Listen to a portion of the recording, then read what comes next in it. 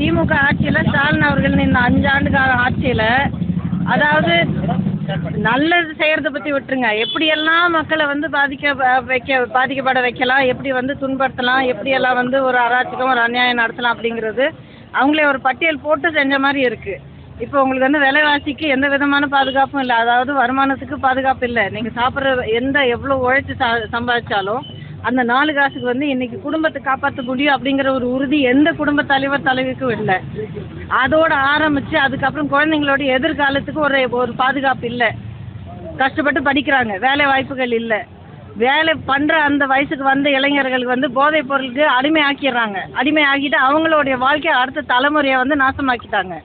விலைவாசி உயிர் வந்து உச்சகட்டத்துக்கு போயிருக்கு. அதுக்கப்புறம் இன்னும் என்னென்ன ஒன்று நம்ம சொல்லிக்கிட்டே போகலாம். நீங்கள் வந்து சுற்றுச்சூழல் நீங்கள் பார்த்தீங்கன்னா சுகாதாரம் எந்த அழகில் இருக்குது அப்படிங்கிறது நீங்கள் எல்லோரும் அனுபவிச்சு தான் இருக்கீங்க. ஒரு 5 அடி உங்களால் நடந்து போக முடியாது. ஒரு சுத்தமான ஒரு பாதுகாப்பான ஒரு சாலை வந்து நமக்கு ஒரு கிலோமீட்டர் 1/2 கிலோமீட்டர் தூரம் கூட எந்த ஊர்லேயும் இல்லை.